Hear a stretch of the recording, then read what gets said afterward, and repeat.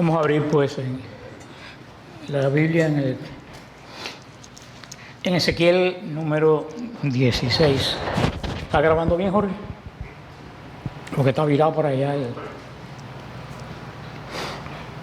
No, porque este es el capítulo más difícil de la Biblia.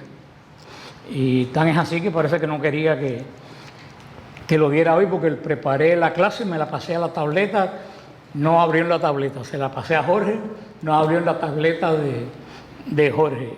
No hay internet para sacarla, o sea, ha sido de acuerdo como es el capítulo. Esta es una descripción poética de la historia de Israel. Se puede relacionar cuando leamos ahora detalles que hemos leído de la historia y los eventos de Israel.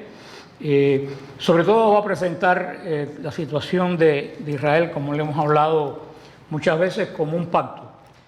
Va a hablar, este capítulo esencialmente va a hablar del pacto de Dios con Israel, pero va a hablar del pacto de Dios con Israel, poniéndolo como se ha visto los pactos de Dios en todo momento, como el pacto de un matrimonio, como el pacto que hace un hombre con una mujer que se van a casar. Así fue, así nos propone Ezequiel 16, fue el pacto que hizo el Señor en el monte Sinaí con Moisés, en Éxodo 24.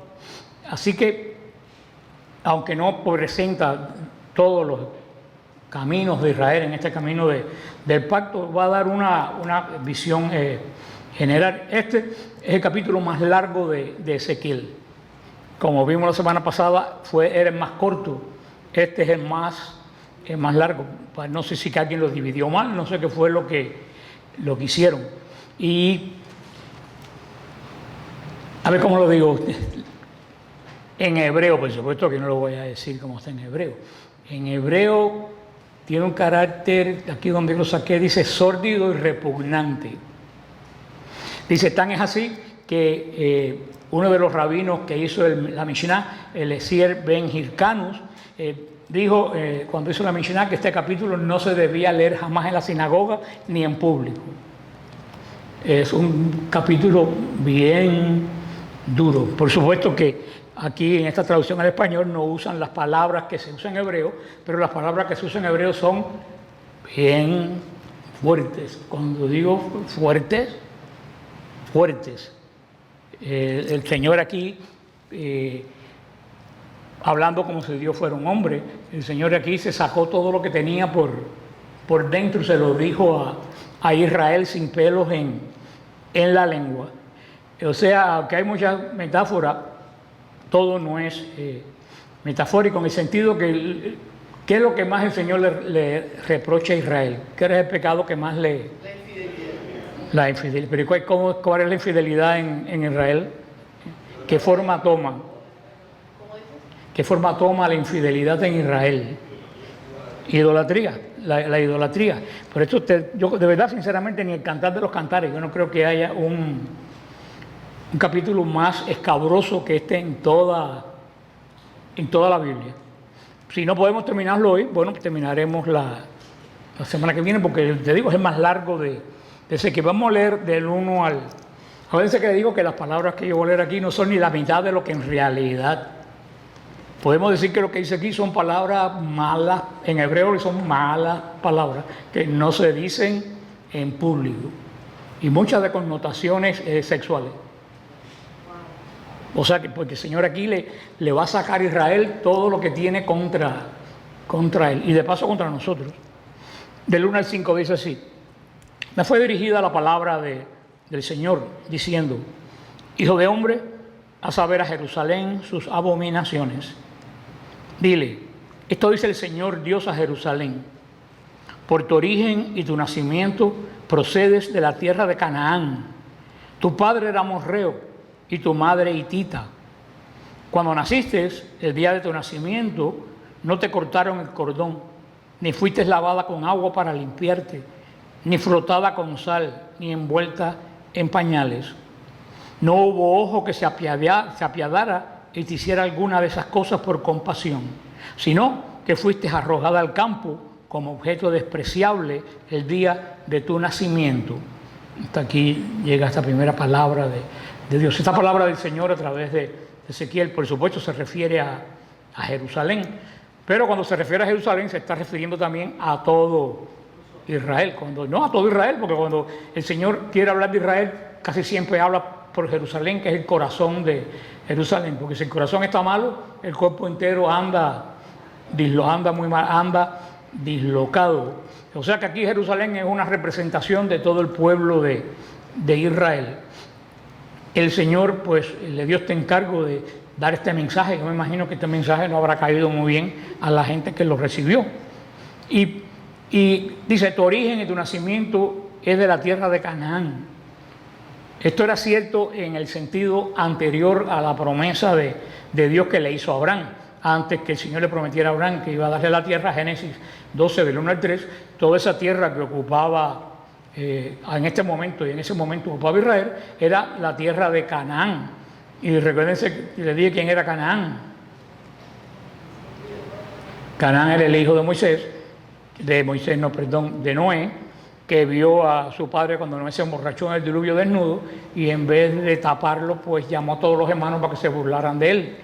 Y eso es un gran pecado en Israel, porque el que no tiene temor de los padres no tiene temor de Dios. Y lo que hizo el Señor fue que le dijo a Canaán que él nunca iba a poseer tierra. Todos sus hermanos iban a tener tierra, él no. No poseer tierra es como decir, vas a ser un homeless. No vas a tener dónde meterte, porque en estas tribus nómadas que se asientan, lo más importante es la tierra. Y por eso el Señor le dio esta tierra de Canaán a Israel, porque las demás tenían dueños, pero esta tierra que Canaán ocupó para crecer no tenían dueños y eran para Israel. Pero Canaán era profundamente inmoral. Decir que eras un cananita es decir como que eras una persona en el último grado de la degradación moral. Sus cultos eran cultos sexuales. El dios de ellos uno de los dioses de ellos era Moloch, el que le sacrificaban los niños recién nacidos por fuego. Era un pueblo profundamente corrupto. Por eso fue que el Señor le dijo cuando llegues a la tierra de Canaán, elimina todos los cananitas, porque si no los eliminas, ellos te van a corromper. Parece una orden muy, muy dura, pero cuando hay un hueco en el barco, ¿qué es lo que hay que hacer? Hay un hueco que entre el agua al barco, ¿qué es lo que hay que hacer? Taparlo, porque si no el barco se hunde.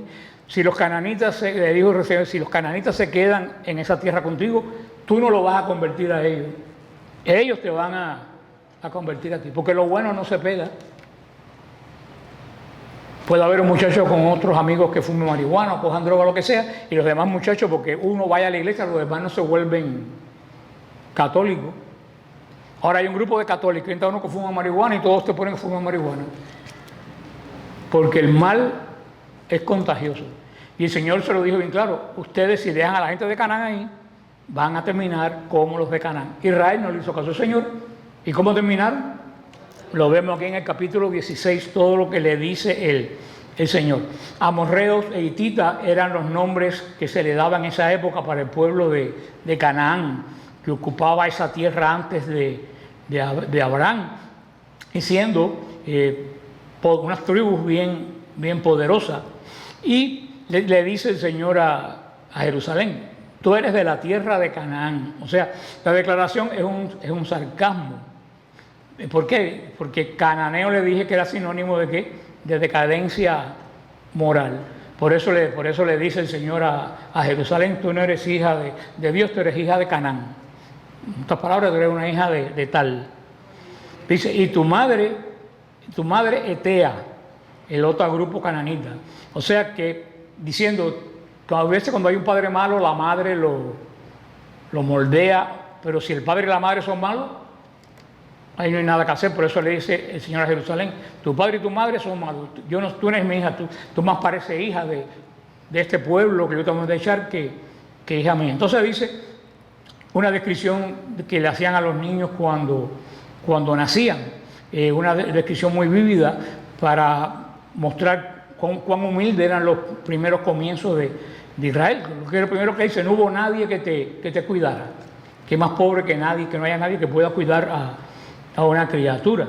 O sea, ¿por qué él dice que no hubo nadie que te cuidara? Porque desde que Israel nació, todas las demás naciones estaban en contra de ella, como siguen hasta el día de hoy. En cuanto Israel cruzó el Mar Rojo, ¿qué fue lo que pasó? Todas las naciones le vinieron encima a darle guerra. Por eso le dice, desde que naciste, nadie te cuidaba, nadie se compadeció de ti, fuiste odiada desde el nacimiento. Dice, una frase que nos parece un poco rara, nadie te embarraba con sal. Esa era una costumbre que había en Israel en esa época. A los niños se les frotaba la piel con sal para limpiarlo y para darle firmeza a la piel. Lo frotaban al niño, era una de las tradiciones de ese lugar. Por eso le quiere decir, nadie se ocupó de ti, ni siquiera te cortaron el cordón umbilical. Y si por último te abandonaron en el campo, fuiste arrojada sobre la faz del campo. Esa era la costumbre que tenían los cananeos. Cuando un niño tenía deformidad, cuando un niño no les convenía, lo dejaban en un campo, ahí se lo comían los animales. Vean con ustedes que ponen cara de horror, pero ¿qué es lo que hacen con el aborto? Igual o peor.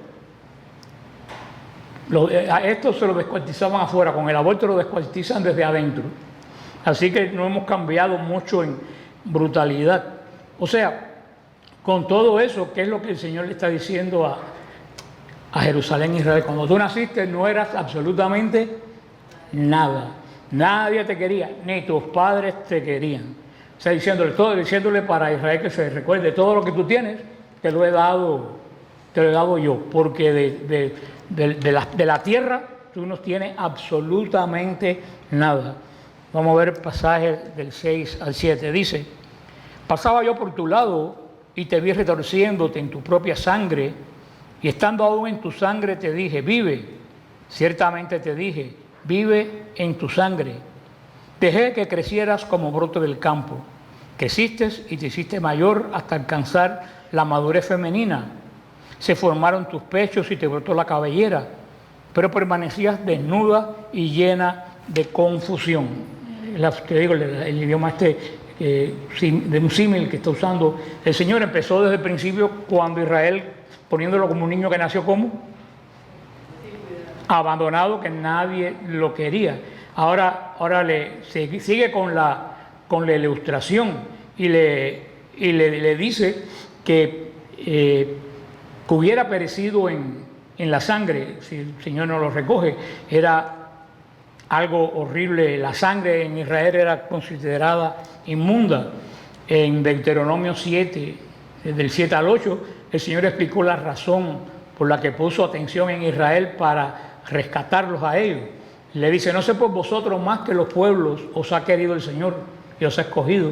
Le dice, pues vosotros eras el más insignificante de todos los pueblos, sino por cuanto yo os amé y quise guardar el juramento que juré a vuestros padres. O sea, el Señor se lo viene diciendo desde el Deuteronomio.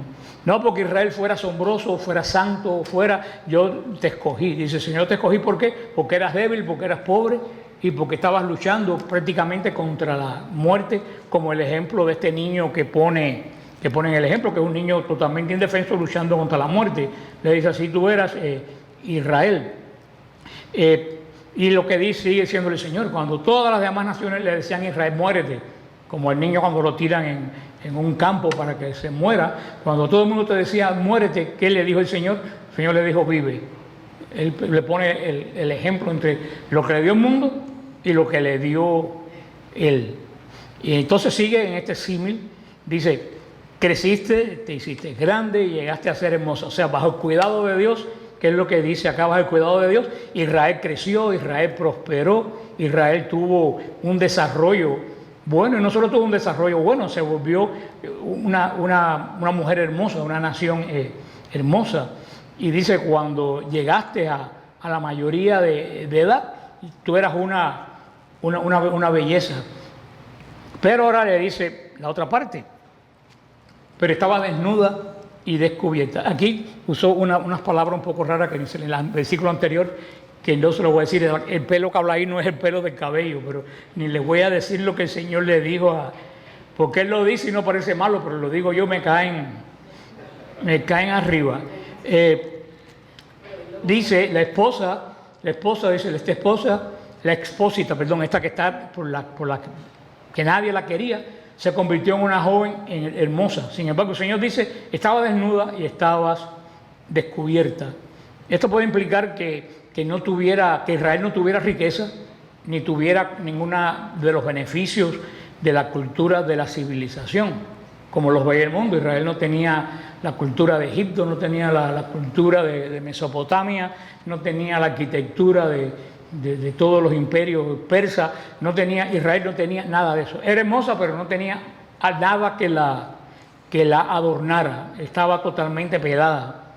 Y por eso dice, extendí mi manto sobre ti y cubrí tu desnudez. Esa palabra que dice ahí, extendí mi manto sobre ti, eso describe el símbolo, uno de los símbolos del matrimonio en Israel en esa época.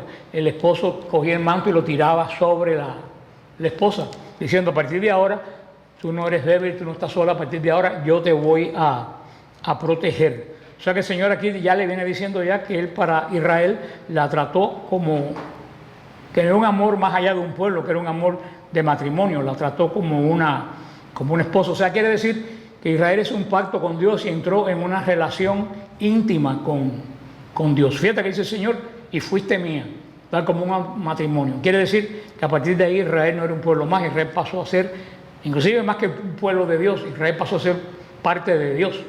Porque en un matrimonio la mujer y el hombre pues se unen, como va a decir el Señor después, en un solo cuerpo. Va a decir que Israel fue más allá de todo lo demás. El Señor se casó con Israel y lo hizo parte de él mismo. Fue un amor de esposo, más allá que un amor de un contrato. Vamos a ver el 4 al 9, dice, perdón, del 9 al 14, dice, cuando lo encuentre, pues tiene la letra muy chiquita, dice, te lavé con agua, te limpié la sangre y te ungí con óleo, te vestí con bordado, te calcé con pieles selectas, te ceñí con lino fino y te puse un manto de seda, te adorné con collares en tu garganta, un anillo en tu nariz, pendiente en tus orejas y una hermosa diadema sobre tu cabeza.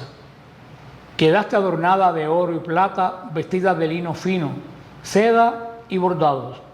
Comías flor de harina, miel y aceite. Y llegaste a ser muy bella, digna de la realeza. Se divulgó tu nombre entre las naciones a causa de tu belleza, que eras perfecta gracias al esplendor del ornato que yo había puesto sobre ti, oráculo del Señor Dios. Sigue con esta descripción el Señor. Él habla con qué cuidado lavó a Israel, como a las novias hasta el día de hoy. En todos sus pueblos orientales, la novia, el día que se casa, le dan, todas las amigas la bañan de una forma especial y la ungen hasta el día de hoy con perfumes y todo eso. Es lo que dice el Señor, hice contigo, como una novia te ungí, te bañé, te vestí, te puse el mejor calzado que podía encontrar. Y es curioso que habla de lino fino y seda. Esta palabra seda no es una palabra hebrea, que traduce seda, porque la palabra que utiliza en el original dice, te vestí con ropas costosas. Pero cuando tradujeron la Biblia, la ropa más costosa que había, como hasta el día de hoy, es la seda, porque la seda había que traerla en las caravanas desde la China, por eso era muy valiosa. Por eso le dice, y es curioso que estas cosas que menciona, paño bordado, lino fino, piel de tejón, todo eso está relacionado a los materiales que tenía hecho el tabernáculo. Todos estos materiales, si ustedes van a Éxodo 25, todos estos materiales son los que dice el Señor que recogieran y tejieran el tabernáculo. ¿Qué guardaba el tabernáculo? El pacto, las tablas, el pacto de Dios con Israel. O sea que tú estás poniendo a Israel en contacto o en sentido con el tabernáculo. Esa piel de tejones, que es como un animal mamífero, no sé qué animal será era con la que se cubría el tabernáculo por fuera, porque se recuerdan que el tabernáculo estaba hecho de seda y de todo eso, pero como eso es un material muy fino, arriba tenía una cubierta de seda. ¿Para qué? Para que no entrara el agua. Otras traducciones dicen piel de foca, otros dicen piel de marsopa, otras traducciones dicen cuero. O sea, lo que quiere decir que era un material resistente, aunque posiblemente hay un tipo de foca particular que vive en el Mar Rojo y que los beduinos usan esa foca para hacer sus zapatos, porque es una piel muy, muy dura. A lo mejor se refiere a esto. Dice que comió harina de trigo, o sea, en esa época la harina de trigo era un lujo, lo que se comía era cebada. O sea, dice que Dios proveyó ricamente todas las necesidades de Israel. Y fíjate que le dice que usó con él flor de harina y aceite.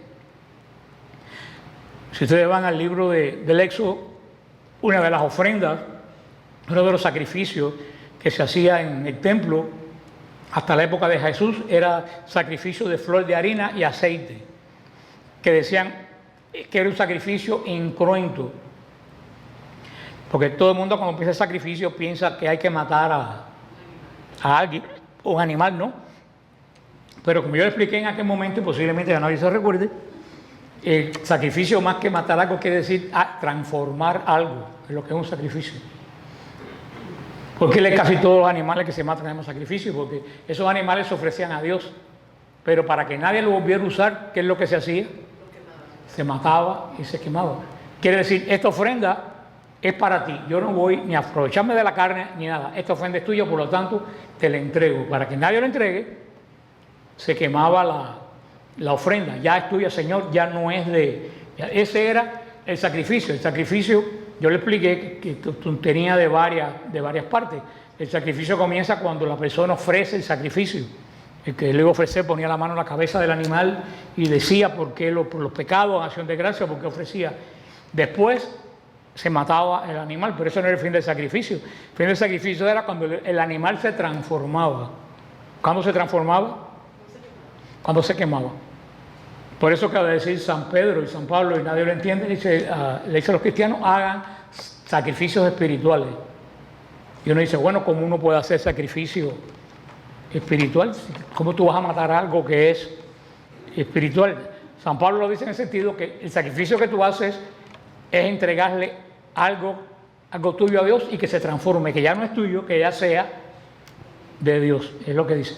Y la ofrenda, una de las ofrendas que había, que era que encima del altar se quemaba flor de harina y aceite.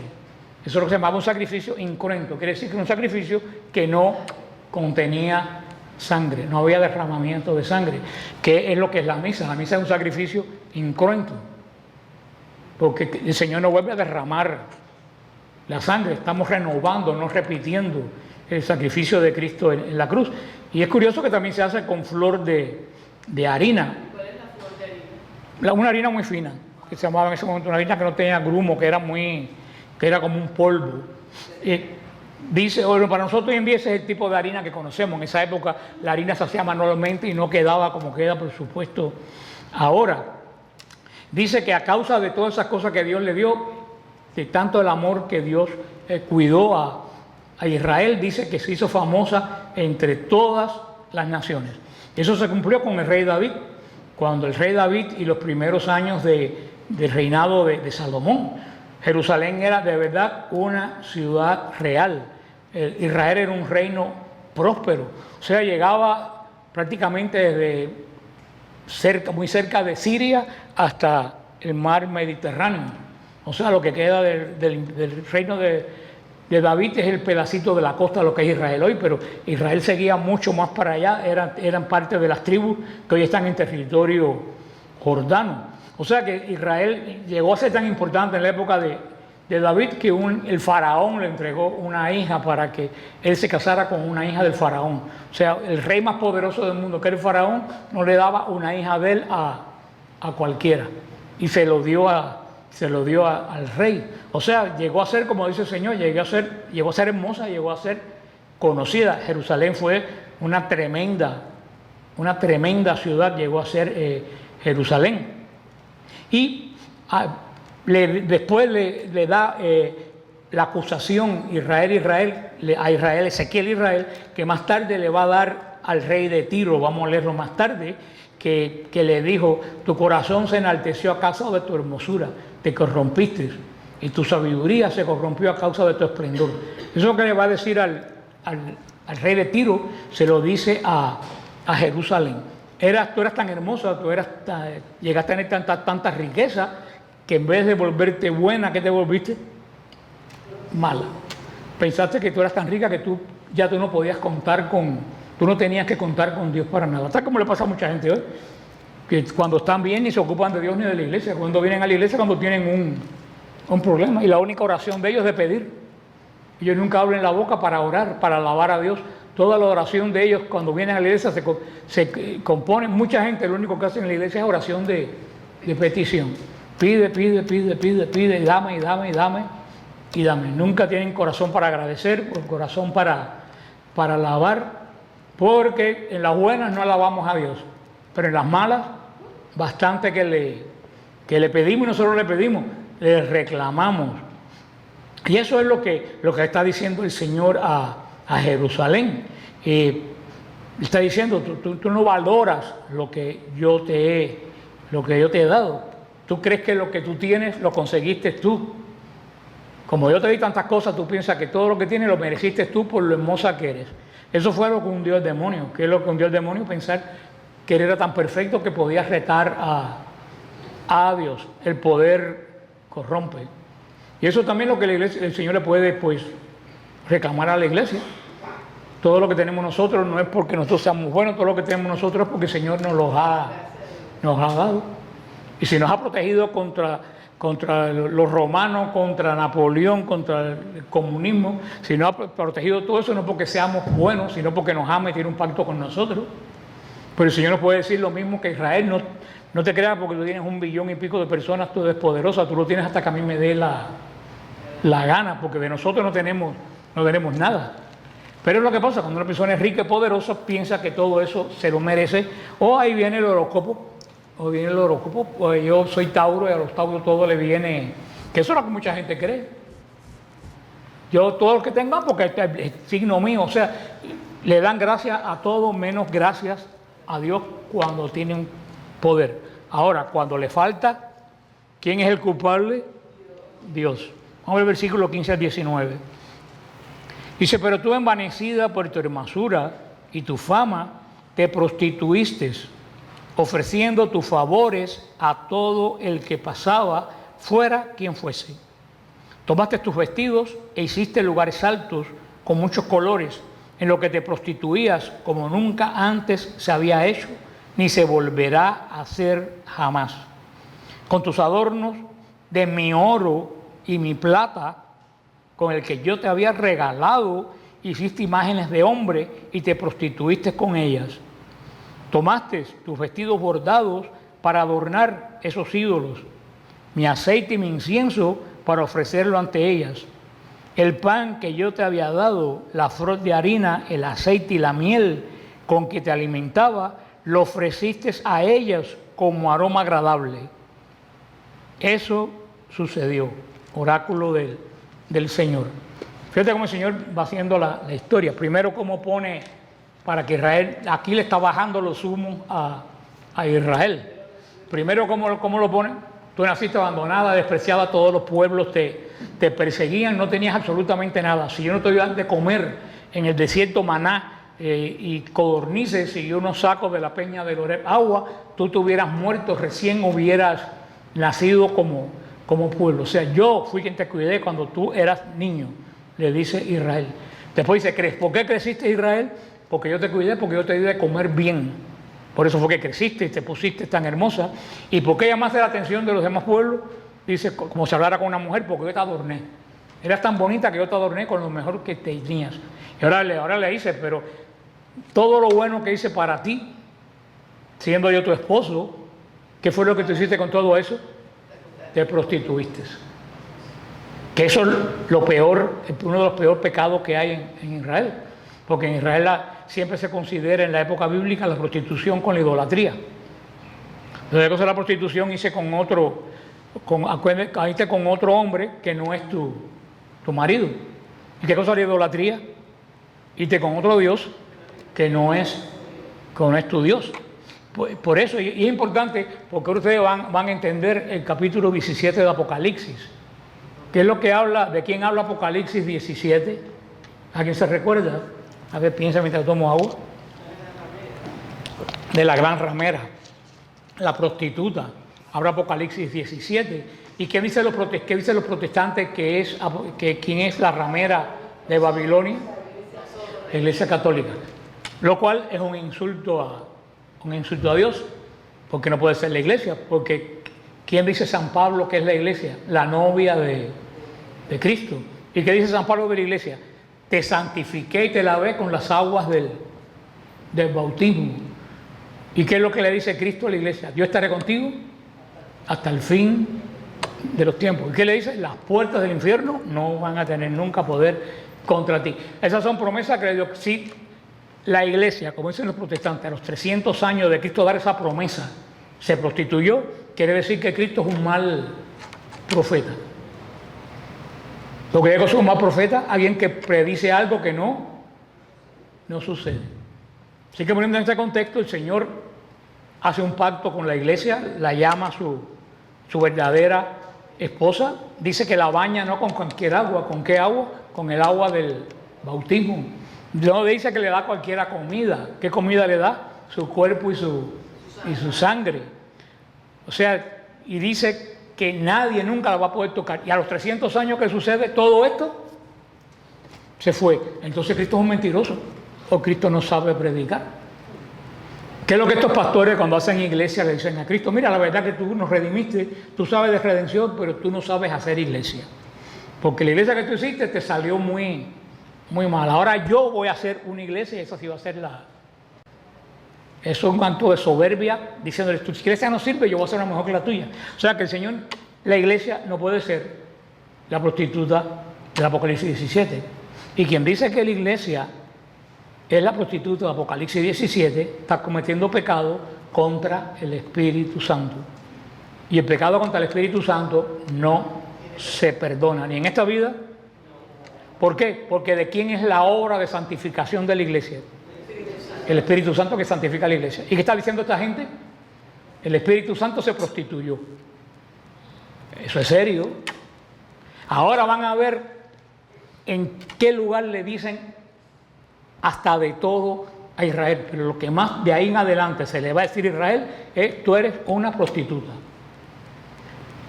O sea, ahora cuando San Juan coge el Apocalipsis, que el Apocalipsis es el libro de la Biblia que más referencia tiene a los otros libros de la Biblia. Por eso se dice que el Apocalipsis es el resumen de la Biblia. Por eso se dice que el Apocalipsis es el gran amén de todas las Escrituras. Tiene 300 y tantos versículos del Antiguo y del Nuevo Testamento.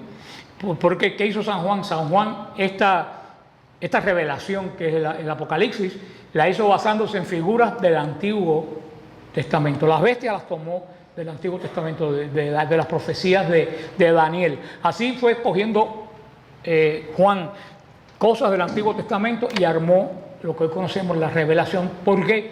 Porque todas las personas que fue dirigida el Apocalipsis conocían el Antiguo Testamento y ellos podían, cuando San Juan decía una figura, no tenía que explicar qué era la figura. ¿Por qué? Porque ellos lo sabían, se ahorraba palabras. Ponía una bestia, no tenía que explicar la bestia, fulanito, menganito, no. Cuando es una bestia, ese es el enemigo de Dios. Que viene del mar, eso es alguien que está lejos, que viene un poder político como Roma. O sea, ellos sabían. Y por eso Juan toma de Ezequiel, entre otras cosas que tomó de Ezequiel. ¿Qué tomó Juan de Ezequiel? La figura de la prostituta. Pero esta prostituta que habla San Juan no es la iglesia. Porque el Apocalipsis no está dirigido a la iglesia. El Apocalipsis está dirigido a Israel. ¿Qué cosa es el Apocalipsis? El Apocalipsis es el cierre del Antiguo Testamento. ¿Y a quién va dirigido el Antiguo Testamento? A Israel. Por eso, ¿qué es lo que se narra en el Apocalipsis? Se narra no el fin del mundo, se narra la destrucción del templo. ¿Y qué narra el Apocalipsis? El Apocalipsis habla las consecuencias de cuando no se cumple el pacto de Dios. Es lo que habla el Apocalipsis. Y ese pacto no se refiere a la iglesia, se refiere a ¿quién? A Israel. Por eso que Juan, cuando empieza el Apocalipsis, que es lo que ve a Juan delante delante del trono de Dios, un rollo con 7 sellos. Para nosotros eso no dice nada, pero eso es la forma que se hacían los testamentos en Israel. En Israel no había libros, en Israel se hacían y se enrollaban y se le ponían sellos para que nadie pudiera abrirlo. Se le ponían varios sellos diferentes que lo tenían diferentes gente para que nadie pudiera abrir. ¿Quién tenía todos los sellos? El dueño del rollo. Ese el que tenía, el dueño del rollo es el que tenía todos los sellos. Por eso cuando abre este rollo, ¿por qué 7 sellos? Porque 7 es el número que indica, ¿qué cosa? Pacto. Cada vez que dice 7 en la Biblia es una indicación al pacto de Dios, porque es la misma raíz pacto que 7. Por eso cuando le pone 7 sellos, no hay ninguna duda que ese rollo, ¿qué cosa es? El pacto. Pero no el pacto que hizo Cristo en la cruz. ¿El pacto de quién? De Israel con Moisés. Por eso nadie lo podía abrir, porque ¿quién es el que tenía el testamento? ¿Quién era el dueño del testamento? No, Cristo. El Mesías le pertenecía a él. Era de Israel, pero él tenía el rollo, no lo guardan los beneficiados. Él era el dueño del rollo. De cierta forma podemos ser el abogado. Por eso él dice, hay uno que lo puede abrir. ¿Quién es aquel que venció? El león de la tribu de David. Eso es lo que dice. Entonces, ¿qué es lo que ve delante del trono? Ve un cordero puesto de pie que está degollado pero está vivo. ¿De quién es símbolo eso? Cristo. Esto lo toma de la figura del cordero de la Pascua que se degollaba. O sea que esto es una figura que toma del Éxodo. Pone a Cristo que está degollado como el cordero de la Pascua, pero que tiene una característica diferente. El cordero de la Pascua está acostado porque está muerto. Este cordero está degollado, está puesto de pie porque está vivo, porque resucitó. Por eso que está de pie y herido en el cuello. ¿Y qué es lo que hace el cordero? Empieza a desenrollar el rollo. Pero cada vez que para desenrollar el rollo, ¿qué es lo que tiene que ir quitando? Los sellos. Por eso empieza a quitar los sellos. Y cuando empiezan a quitar los sellos, ¿qué es lo que cae sobre la tierra? Cuánta desgracia hay. Guerras, terremotos, plagas. ¿Por qué? Porque ¿qué es lo que está pasando? Se abre el pacto. Se abre el pacto. ¿Y qué es lo que es como un juicio? ¿Qué es lo que dice? Israel cumplió esta primera proposición que se comprometió a cumplir. No. ¿Qué cae sobre ellos?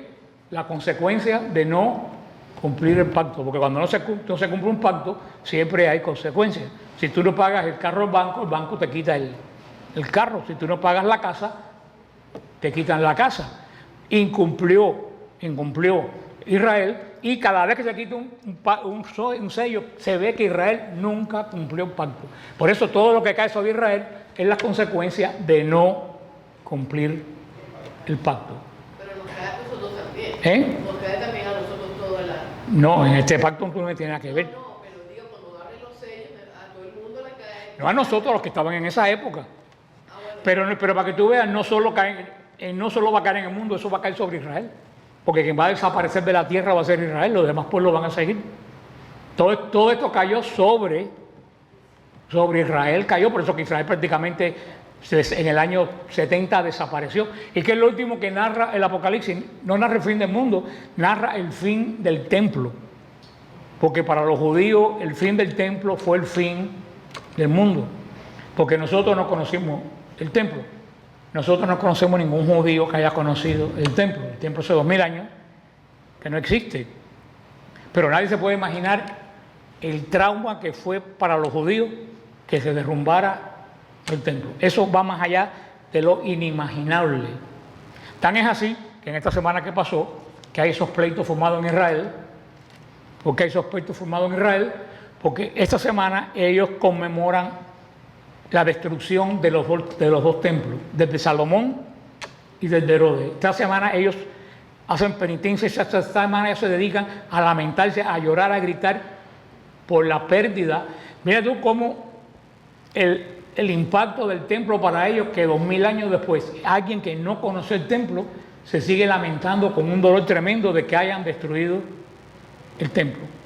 Yo estaba viendo un programa ahí de Israel, un documental, que estos judíos etíopes que trajeron para Israel ahora después de la reunificación, estos judíos etíopes vivían en Etiopía totalmente aislados de Israel, tal como vivían los católicos, los cristianos de Etiopía, que no tenían contacto y la mitad de la iglesia no sabía que estaban ahí, pero mantenían las tradiciones de los fundadores de la iglesia apostólica de Etiopía. Estos judíos estaban en Etiopía y nadie sabía que estaban ahí, porque ellos, como Etiopía estaba tan separada del mundo, ellos se criaron solos. Ellos no conocían el Talmud, no conocían la Mishnah, ellos no conocían muchos rituales judíos.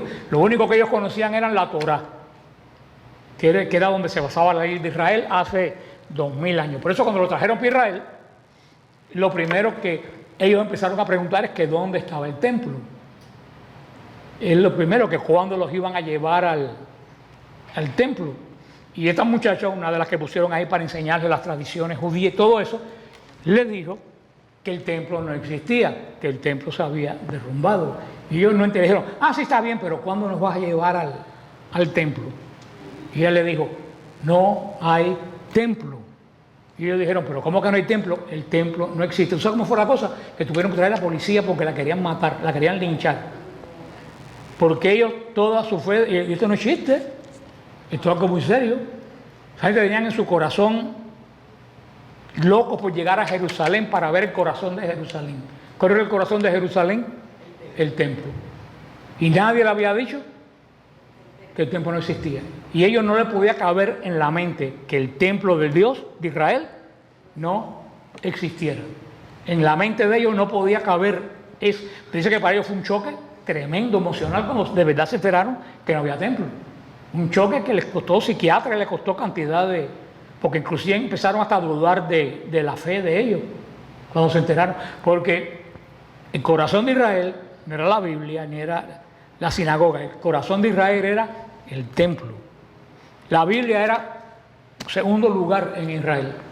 Todo el lío que tienen con la Biblia hoy en día. ¿Por qué los judíos tienen la Biblia en tanto empeño hoy en día? Porque es lo único que les quedó. Pero en la época del templo, la Biblia estaba en un lugar. La Biblia era como una constitución, que tú tenías que guardar las cosas que decían ahí. Pero la vida, el corazón, el alma, el orgullo, la seguridad de los judíos, ¿era qué cosa? El templo. Porque ahí es donde ellos conseguían el perdón de los pecados. Ahí es donde ellos hacían sacrificio por todos los pecados de Israel. Ahí es donde se adoraba a Dios. Cuando se acabó el templo, se acabó el sacrificio. Israel se quedó sin perdón de los pecados hasta el día de hoy. Cuando se acabó el templo, se acabó la fiesta principal de Israel, que era el Yom Kippur. Se terminó porque no había templo donde entrar a hacer la expiación. Cuando se acabaron los sacrificios, cuando se acabó el templo, se puede decir que se acabó Israel. Entonces, ellos, ¿dónde se refugiaron los judíos a partir de ahí? En las escrituras, que es lo único que le queda. Y en la sinagoga, que es lo que no es un lugar, ellos no adoran en la sinagoga. La sinagoga es como un grupo de oración, como lo que hacemos aquí. Los judíos no tienen adoración hace 2000 años. Ellos no pueden adorar si no es en el templo. O sea, por mucho que ni siquiera si volaran el Vaticano con todo el Papa y todo el mundo adentro, ni siquiera si lo volaran hoy, fuera para nosotros lo que fue para Israel que se derrumbara el templo. Porque nosotros ni de lejos llevamos a querer al Vaticano como esta gente querían al templo. Es algo, te voy a repetir, para que se imagine la catástrofe, es algo inimaginable. Tan inimaginable que 2000 años después, esta gente no lo podían aceptar. ¿Y qué es lo que pasó esta semana en Israel? 1300 judíos subieron a la explanada del templo, que pertenece ¿a quién? A los musulmanes. Subieron arriba, porque ahí está, ¿qué cosa? El piso del templo. ¿Qué fue lo que hicieron? Dice que se arrodillaron con las manos para arriba, llorando y gritando y clamando a Dios por el templo, fíjate, 2000 años, y todo ese llanto porque el templo sabía, ojalá nuestra fidelidad llegara a las 99 partes de eso. Es tremendo. Esos 1300 estuvieron arrodillados, besando el piso del templo y dando gritos por un templo que se derrumbó hace 2000 años. Por eso el Apocalipsis que parece el fin del mundo, no es el fin del mundo. Por eso es que todo que interpreta el Apocalipsis como fin del mundo, nunca da pie con bola. Y por alguno ha acertado alguna vez en alguna profecía, en ninguna, porque el Apocalipsis no habla del fin del mundo. El Apocalipsis habla del fin del pacto de Dios con Israel, y que era lo último que quedaba cuando el pacto se acabó en la cruz, que es lo único que quedaba de pie, es el único símbolo del pacto que quedaba de pie, el templo. Cuando se rajó cuando Cristo murió en la cruz, se rajó la cortina, se acabó la ley de Israel, se acabó la adoración de Israel, pero ellos mantenían la estructura del templo. Para ellos el templo seguía siendo la casa de Dios, a pesar de que ya no lo era. Por eso era el último vestigio que le quedaba a ellos de ciudadanía, porque la identidad de ellos era el templo. Cuando perdieron el templo, perdieron la identidad. Cuando vieron entrar al Santo de los Santos, a los romanos, que ahí nada más que entraba el sumo sacerdote una vez al año con mucha purificación, y vieron entrar un general romano dentro de... Hermano, eso tiene que haber sido extremadamente doloroso para esa gente, esa profanación. Y por eso le estoy diciendo que si todo el Apocalipsis tiene que ver, casi todo el Apocalipsis, solamente 2 capítulos al final tendrá que ver con la iglesia, cuando baja la nueva Jerusalén. Si todo esto tiene que ver con el Apocalipsis, la prostituta no puede ser Roma, porque ¿qué pinta Roma en todo esto? No hay una sola vez que ningún profeta le llame a Roma prostituta, ni Cristo, ni Pablo, ni nadie. ¿A quién es la única que han llamado prostituta a grito en todos los tiempos? A Jerusalén. Luego entonces, la prostituta del Apocalipsis, vamos a ver lo que dice ahora aquí. Ahora te va a describir la prostituta del Apocalipsis, te la va a describir ahora. Es lo que he dicho un montón de veces ahí en Facebook, es Jerusalén. Y dicen, bueno, pero es que dice que se sienta sobre 7 colinas. Jerusalén se sienta sobre 7 colinas. Y cuando ustedes vayan a Israel pueden contar las 7, yo me sé 5 nombres, no me acuerdo de él. Me faltan siempre 2, está Moría, está Monte Escopu, está Monte de los Olivos, está el Monte Sión, está, no, eso está en Sinaí, está en Egipto. El monte de la universidad, que no sé cómo se llama, y hay 2 montes más. Jerusalén está construida sobre 7 colinas, está construida la ciudad de Jerusalén. Por eso es que no hay esta confusión con Roma, porque verdaderamente la descripción, pero además no puede ser la iglesia, porque dice bien claro el Apocalipsis que no es una institución, dice que la prostituta es una ciudad, lo dice bien claro, y la iglesia católica no es una ciudad, porque Roma es una parte de la iglesia. ¿Y qué dice el Apocalipsis también? Que es la ciudad donde mataron al Mesías. Eso lo dice el Apocalipsis. En Roma mataron al Mesías. ¿Y es cuál es la única ciudad del mundo que se ha matado al Mesías? Entonces yo no sé por qué los protestantes se empeñan en decir que la gran prostituta es la iglesia. Eso es la falta de inteligencia más grande que yo he visto en la vida. Pero seguimos con esto. En Ezequiel, aquí una de las reprensiones más fuertes del pecado de Israel, de todos los pecados de Israel, es esto, la idolatría. Desde que antes que entrara Israel en la tierra, el Señor le había advertido que no se olvidara de su Dios. En Deuteronomio 6, del 10 al 12, el Señor continuamente le dice: cuando entres a la tierra que yo te voy a dar, no te olvides de mí, de quien te sacó de Egipto. O sea que el Señor se lo vino repitiendo continuamente. Por eso, para recibir una reprimenda, esta es la reprimenda más fuerte que el Señor le ha dado a alguien en toda la vida. Para recibir una reprimenda tan fuerte, tiene que haber sido el pecado muy fuerte. ¿Por qué? Porque, ¿qué le dice el Señor antes de entrar? No te olvides que todo esto que tú tienes, te lo di, ¿quién? Yo. ¿Y qué fue lo primero que hizo Israel en cuanto cruzó el río? Olvidarse que Dios se lo dio. Empezar a reclamarle a Moisés que no hay comida, que no hay agua, que estamos hartos del pan, que no. Si hubo un pueblo que se olvidó de Dios desde el principio, todo lo que Dios, y mientras más Dios hacía delante de ellos, menos Israel lo reconocía. ¿Se recuerdan que en el monte de la bendición y la maldición que está ahí donde está el pozo de la Samaritana en Israel, en Nablus, los de 6 tribus de una colina decía: bendito eres si te acuerdas de mí, tus vacas van a parir 3 veces al año, tus cosechas. ¿Y qué decía las otras 6 tribus? Maldito seas cuando te olvides de lo que yo he hecho. O sea que Israel estuvo más que advertida. Y Dios le dio a Israel un lugar de estatus y de realeza entre todas las naciones, le dio un renombre. ¿Y qué fue lo que hizo Israel cuando Dios le ha dado la realeza y le ha dado un renombre y la ha hecho tan grande? ¿Qué fue lo que hizo? Salir a buscar los dioses de las otras naciones. Buscar los dioses de Egipto que los esclavizaron. Buscar los dioses crueles de los cananitas que no le... Fíjate, esta es lo grande del pecado de Israel, que en vez de acordarse todo lo que tienen, cuando llegaron al esplendor, se olvidaron de Dios y buscaron un Dios que no le había dado absolutamente nada. Eso le suena extraño. Hoy en día eso pasa mucho, tanto en la amistad como en el matrimonio, como en los países. Se deja que te lo ha dado todo para buscar a alguien que no te ha dado nada. Que lo que te dé problemas se te va a saquear. Eso se sigue, desafortunadamente, eso se sigue pasando hoy en día. O sea que esto viene de lejos, pero aquí es peor, porque aquí esto se lo hicieron a Dios. Israel cogió las bendiciones de Dios y la convirtió en ¿qué cosa? En un ídolo.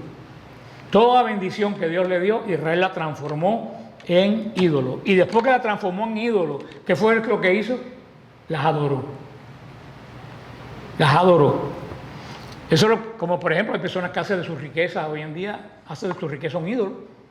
Tiene todo su poder y todo su futuro puesto en la riqueza y vive para su riqueza y la adora.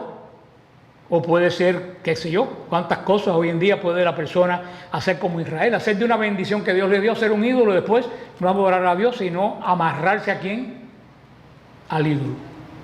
Porque hay cosas adorar es amarrarse a algo. O sea que lo que quiere decir, yo me casé contigo, te di todo lo que tenía, y tú terminas yéndote con alguien que no te ha dado nada y que no te va a dar nada. Y que yo te advertí que no te arrimaras a ellos. Oye, menos caso a Dios que este no se le puede. El verbo prostituirse en hebreo, la raíz de ese verbo yo no la puedo pronunciar, porque es el equivalente de ZNH. No sé cómo se pronuncia, entonces se hace tiene que ser algo como, no, ¿verdad? Tiene que ellos tienen muchos sonidos guturales. Israel tiene muchos sonidos guturales que no se pueden identificar con ninguna vocal, porque de hecho ellos no tienen vocales. Por eso esa palabra puede ser que sea algo que salga de la garganta, pero hay 21 derivados de esta raíz que hemos dicho de prostituirse. Y casi siempre la raíz que más se usa es para la prostitución de alguien que más que prostituirse por dinero se ha prostituido por el goce, por pasarla bien. Lo que dice aquí es que Israel se volvió prácticamente una ninfómana. Así como esas mujeres que quieren tener sexo continuamente con quien sea, que el objetivo de ellas es tener ¿qué cosa? Sexo. Esa es la prostitución que dice Dios, que le dice Israel, que como dice, tú te volviste una ninfómana. Te volviste loca y te quisiste acostar con cuanto ídolo existe en el mundo. Y a mí, que soy tu esposo, ¿qué hiciste? Me olvidaste. O sea, lo que está hablando aquí el Señor es muy serio. Te vuelvo a decir, no hay palabras más duras dadas por Dios en toda la Biblia que estas palabras que está dándole Dios a Israel. Inclusive la palabra adulterio en Israel, que es la palabra nap, es la palabra adulterio, yo creo que es la palabra más común para poder, o más adecuada para poder describir la infidelidad al pacto de Israel. Es más que prostitución, es adulterio. Porque en este caso, Israel no se prostituye por ganancia, se prostituye ¿por qué? Por mala que es, por placer. Pero al mismo tiempo, Israel estaba casada. ¿Estaba casada con quién? Con Dios, que le había dado todo lo que tenía. Dice, tomaste tus vestidos de diversos colores y las cubriste. ¿Qué es lo que dice? Tú cogiste todas las riquezas que yo te di y las convertiste ¿en qué? En un ídolo.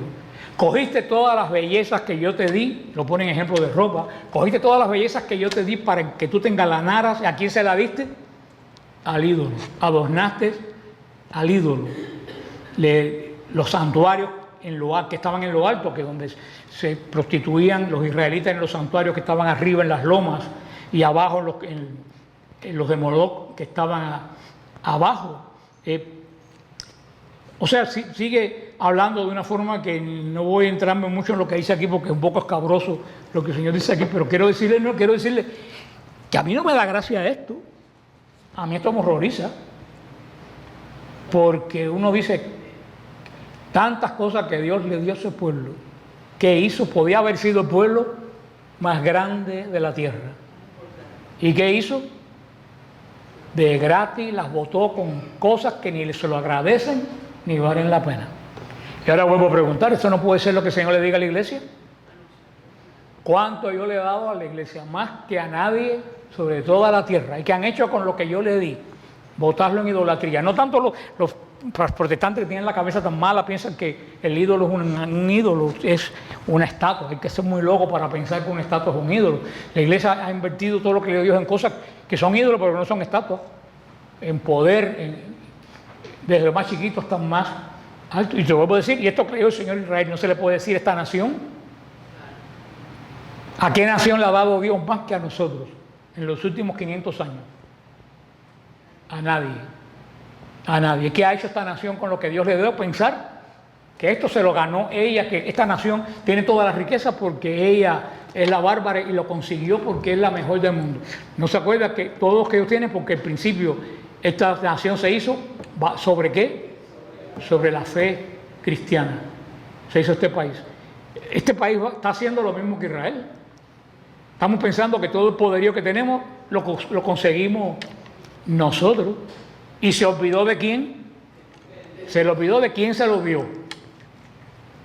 Para dárselo ¿qué? A gente que no vale la pena. O sea, que esto que estamos viendo de Israel, que es tan horrible, hoy en día se puede aplicar a la vida y las consecuencias que fueron por Israel pueden ser las consecuencias para nosotros. Claro, la iglesia no va a desaparecer porque tenemos, pero ¿cuánto puede sufrir la iglesia? Porque la iglesia árabe no desapareció, ahí quedan 20 o 30 millones, pero ¿cuánto ha sufrido la iglesia árabe en 1000 años con los musulmanes? Ha sufrido horriblemente. La iglesia en el comunismo no desapareció, pero ¿cuánto sufrió? O sea que nuestra iglesia no va a desaparecer, pero ¿cuánto puede ser que nosotros de ahora en adelante, nosotros, nuestros descendientes, sufran por la iglesia?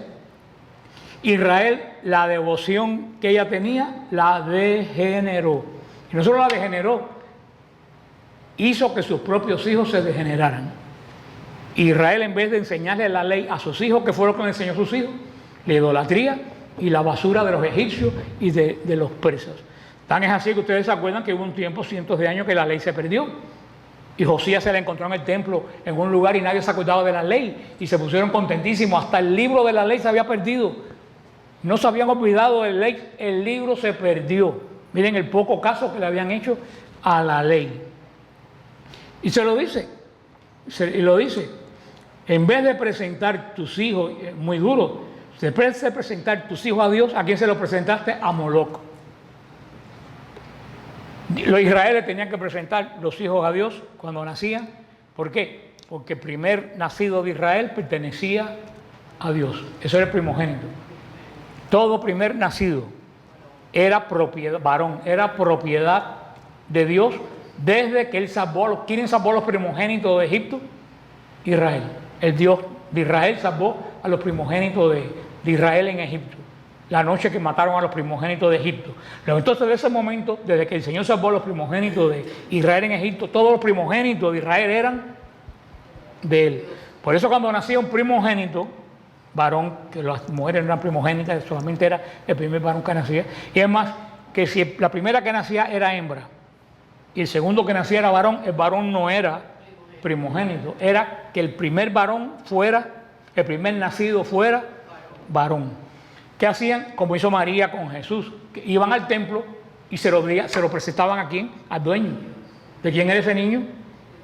de Dios, se lo presentaban a Dios. Ahí tendrían que haber hecho como hizo la madre de Samuel. ¿Qué hizo la madre de Samuel? Presentó al niño y lo dejó para que viviera y sirviera en el templo. Israel tenía que haber hecho eso. Todos los primogénitos debían ser los que sirvieran, pero como dicen que el que hizo la ley hizo la trampa, pues Israel inventó: te ofrecemos el niño, pero ahora te lo compro. Me lo devuelve. Mira, es tuyo, pero ahora te lo voy a cambiar. Te lo voy a cambiar los ricos por una vaca, por un buey, y en el caso de los pobres, como la Virgen María, ¿por qué? Por 2 palomas, por un poco de harina. Una cosa totalmente absurda. Todos esos primogénitos tenían que haber sido los sacerdotes del templo. Sin embargo, hicieron siempre, nosotros nos reímos de eso, pero ¿cuántos trucos hacemos nosotros a Dios? Si me va bien, te voy a llevar flores. ¿Qué falta le hace a Dios tus flores? ¿Tú crees que Dios te va a conceder algo porque tú le lleves flores? O Dios, que es el dueño del sol y las estrellas, te va a conceder algo porque tú le prendas una vela. Pero muchas veces le hacemos a Dios negocio. Le decimos: si me das esta cosa, voy a dejar de fumar. Pero es que tú tienes que dejar de fumar. O voy a ir a misa. Pero es que tu deber es ir a misa. O sea, cuántas cosas nosotros hoy en día tratamos de engañar a Dios, tal como Israel. Nos reímos de Israel, pero nosotros somos exactamente igual que Él. Hacemos exactamente lo mismo. Y es lo peor que le pide. Por eso el primogénito se presentaba a Dios, Dios lo bendecía, ese primogénito a partir de ahí era el más importante de la familia, y regresaba a la casa como bendecido. ¿Qué dice Dios a Israel? Ya tú no me lo presentaste a mí. ¿A quién se lo presentaste? A Moloc, a Baal. ¿Y qué hacías con tu primer hijo? Lo quemabas adentro de Moloc. Fíjate que, pónganse a pensar qué cosa tan horrible. Ellos le presentaban al niño y el niño era bendecido y se le devolvía con vida y para como con un rango de honor, primogénito. ¿Y qué hicieron ellos? Prefirieron dárselo a un ídolo donde lo iban a quemar vivo a ese niño recién. Hermano, si esto no es un horror, yo no sé qué cosa es. Mira, tiene el Señor razón para reclamarle a Israel. Y si Él hiciera esto con nosotros, si Él hiciera esto, si Él cogiera el capítulo 16 y nos lo hiciera a cada uno de nosotros, ¿cuántas cosas el Señor diría a nosotros? Te di esto, te di esto, te di esto, y tú preferiste hacer esto, esto y esto. Aquí lo sabemos porque se lo hizo público Israel, pero si Él le escribiera para nosotros, cada uno de nosotros, lo que le escribió Israel, no voy a decir ya la iglesia en Estados Unidos, lo que nos hizo a cada uno de nosotros, que nos iba, porque tú crees que Israel estaba consciente de esto.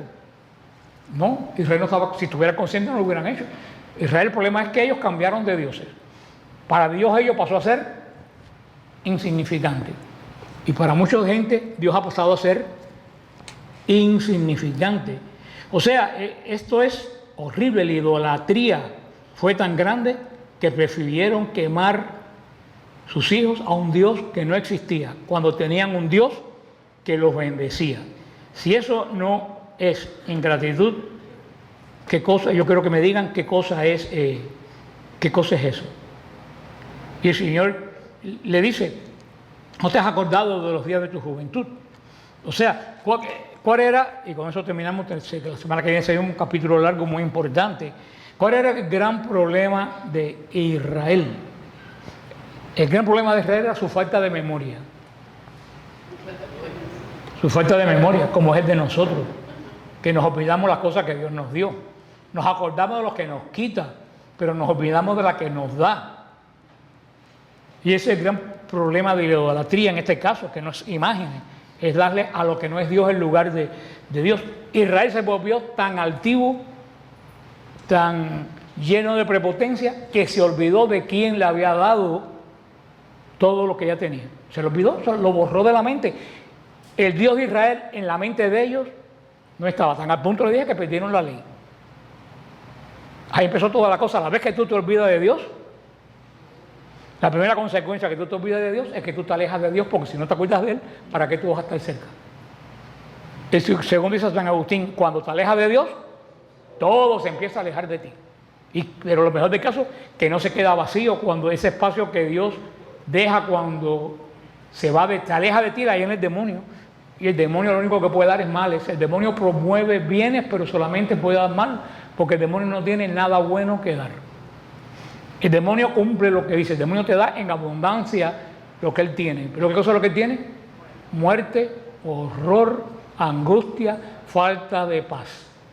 Y nosotros somos tan estúpidos como los israelitas, que vamos a nuestros hijos al demonio, mientras Dios tiene la bendición. O sea que todo el problema de Israel empezó por su falta de memoria. Ya no se acordaba cuando era pobre, cuando lo perseguían, cuando nadie lo quería, cuando no le querían dar la tierra. No se acordaban de eso. Cuando Dios lo protegía. ¿De qué es lo único que se acordaban? Mira lo bien que estamos. Mira el reinado que tenemos, mira la clase de templo que tenemos, mira la clase de muralla que tenemos, mira lo famosos que somos. Su origen. Por eso que muchas veces dice que uno, para saber quién es, tiene muchas veces que diariamente regresar a su origen, para saber de dónde Dios te sacó. No solo de una nación, sino de tu propia vida, de lo que tú hacías. Ojalá que a nosotros no nos pase como Israel, ojalá por lo menos lo que estamos oyendo, los que vayan a oír esto, ojalá que no se nos olviden nuestros orígenes, porque hoy en día yo diría que el 80% de la población se olvidó de esta nación y del mundo entero, se olvidó que lo que tiene se lo ha dado, y lo que no tiene, no lo tiene porque se lo ha dado el diablo, porque se han apartado de Dios. Mira todo lo que está pasando en Cuba. En Cuba están explotando tanques de un horror. Ha volado 3 tanques de petróleo grandísimos, han volado. No se sabe ni cuántos muertos hay. De falta que no hay petróleo. Y me decía una amiga mía, este es el final de Cuba, no del gobierno, este es el final de la isla de Cuba. Y todo eso, ¿tú sabes por qué? Porque Cuba se olvidó de Dios. ¿Y se dedicó a qué? A los dioses de la santería. Haití, ¿hay alguien que tenga más problemas que Haití? ¿Por qué? Porque el Señor lo dice. Y no hay país más miserable y pobre que la India, porque se ha dado a miles de dioses. Y cuidado, porque el cuarto de al lado se alquila. Mira para Colombia, empezó con un ritual de brujería. Esa gente iniciaron su mandato invocando al demonio. Así que agárrense. Los que tienen casa aquí, asegúrenla, porque esto va para largo. Mira Venezuela. Dice que cuánta brujería se hizo en Venezuela, hasta con el cadáver de Bolivia. Se ha hecho brujería en Venezuela. Mira, y de Nicaragua ni hablar, porque nada más que tú vas a la esposa de ese hombre, tú sabes que es la Santa Muerte. O sea que ahí no hay, ni siquiera lo tienen escondido. O sea que nos digan que porque Cuba no andes ahí, porque nuestra América anda detrás de ídolos. Si no tienen los ídolos ya metidos, los andan locos, desesperados, buscando un ídolo aquí en... Artistas consagrados a Satanás, que dice el arzobispo de Santiago de Puerto Rico, que es un ejemplo. El obispo de Puerto Rico dice que Bad Bunny es un ejemplo. Cuando él dijo que está, desde el principio él dijo en una entrevista que está consagrado a Satanás, él lo dijo claramente. Y se aparece el arzobispo el otro día porque dio un concierto delante de una iglesia en Arecibo, creo que dio un concierto en Arecibo, frente a la iglesia de Arecibo, y la gente protestó que ese hombre fuera a dar esos conciertos indecentes delante de la puerta de una iglesia. ¿Y con qué se apea el arzobispo? Que él tiene una vida intachable, que Bad Bunny tiene una vida intachable. ¿Y qué pasó al obispo de Arecibo? Lo quitaron, el Papa lo destituyó, porque él no quería mandar a su sacerdote a estudiar el seminario de San Juan, porque el seminario de San Juan es un seminario que está lleno de liberales. El obispo de Arecibo quiso mandar sus seminaristas a un seminario en Europa y lo destituyeron de su cargo sin juicio canónico, porque un obispo no se puede quitar como si fuera un trabajador de Burger King. Para quitar un obispo tiene que hacer un juicio canónico. A ese señor no le hicieron un juicio canónico, le dijeron te vas y te vas. Y ya. ¿Y cómo anda el seminario de...? Ahora me voy a poner brava, la gente de Puerto Rico se va a poner brava conmigo, y no van a ser ya los nicaragüenses, van a ser también los puertorriqueños. ¿Y cómo sabemos que...? No, que lo deje, si eso es verdad, no estoy diciendo mentira. Lo que estoy diciendo se puede comprobar. ¿Y cómo sabemos que el seminario de San Juan anda mal? Porque esta semana un sacerdote de Arecibo, de la diócesis donde el obispo no quiere mandar sus seminaristas al seminario y que lo suspendieron. Un sacerdote que cumplía 25 años de sacerdote, o sea que es de la antigua. ¿Qué es lo que hizo? Dio su misa de acción de gracias de los 25 años. ¿Y qué hizo? Él dijo una parte del canon y la otra parte del canon lo dijo una mujer al lado de él. Esa señora al lado del cura dijo, y en la noche de ser entregado, tomó el pan en sus santas y venerables, lo dijo la mujer, no el sacerdote. Una señora que llamó de por ahí y la puso a consagrar con él, a dar el lugar más santo de la misa, que es el canon, algo que está totalmente prohibido por los derechos. Es que no está ni prohibido, porque ¿a quién se le puede ocurrir? No a una mujer, que cualquiera ponga un monaguillo a hacer el canon de la misa. ¿Y los fieles que están presentes? Nada, todo el mundo y habían como 15 curas allí y nadie se... ¿Pero uno no tiene derecho a protestar? Pues claro que sí, pero nadie hizo nada. Todo el mundo se quedó. Entonces tú te das cuenta que si ese sacerdote hizo eso, es porque en el seminario la cosa estaba muy mal. Y el obispo tenía razón en no querer mandar sus seminaristas a ese... O sea, todo eso ha pasado en ese lugar donde Bad Bunny dio el concierto y que el arzobispo de San Juan dijo que Bad Bunny es un ejemplo tiene una vida, y fueron las palabras de él, tiene una vida intachable. Y anda vestido de mujer por ahí con los labios pintados, con los zapatos de este